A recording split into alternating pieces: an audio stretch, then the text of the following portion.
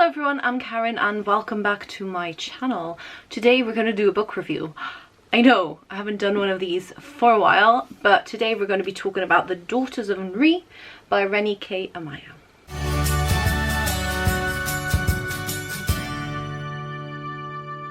Now, I first found out about this book because I was chatting to the people from Nri Press, who this book is published with, and they are a black-owned new publisher. I highly recommend you check them out. They look really cool, they have their shit together, and I'm expecting really amazing things from them from the future, starting with this book, which is the first in a trilogy, I think. It's definitely, there's a book 2 coming out this year, and this was on my TBR for December of last year, and I did actually read it. I just didn't do a wrap up for December for some reason, and so I never got to talk about it, so we're going to talk about it now. Now, The Daughters of Nri is about twin sisters Nala and Sinai, who are separated at birth and who are not ordinary girls.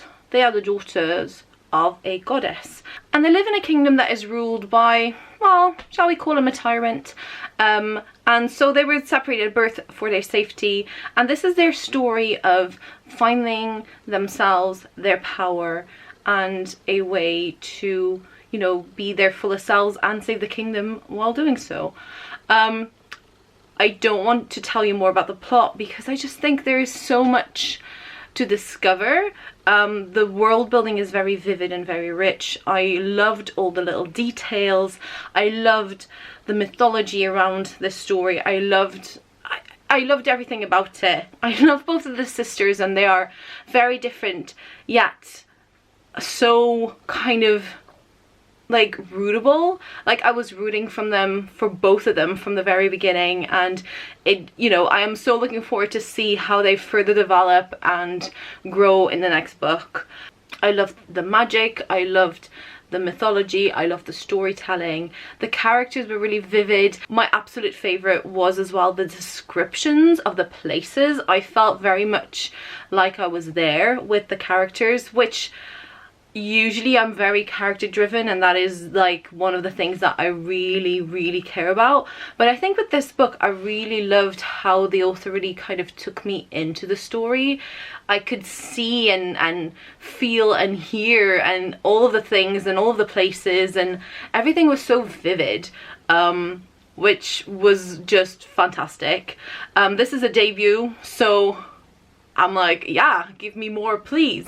The only thing that I do want to say is that sometimes the POV kind of jumps for just a paragraph or two, which was a little bit kind of disorienting for me because I was very much into the story, into that particular POV. So if that is something that is not for you, then this might not be your book. But it didn't happen that often. Like, it didn't happen often enough for me to go like, I don't want to continue reading, or I don't want to read the next book. I definitely want to read the next book, and I finished the book and I loved it. So, but I do think it's one of those things that some readers, it might just kind of throw you out of the story. So just be aware of that. Like, it wasn't bad, but it did, like, I did notice it, if that makes sense. So I just wanted to flag that. Apart from that, I just think this is the kind of fantasy I love to read.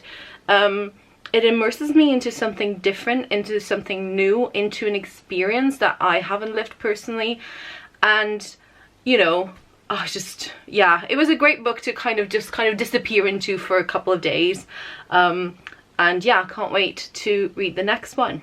So that's it for today. Do let me know down below in the comments if you've read Daughters of Nri, or if you are interested in reading it. I always like to chat about the things that I'm reading. You know, that's kind of what I'm doing right here, right now. Thank you so much for watching. Don't forget to subscribe and hit that notification bell. You know the drill. And I'll talk to all of you very soon. Bye.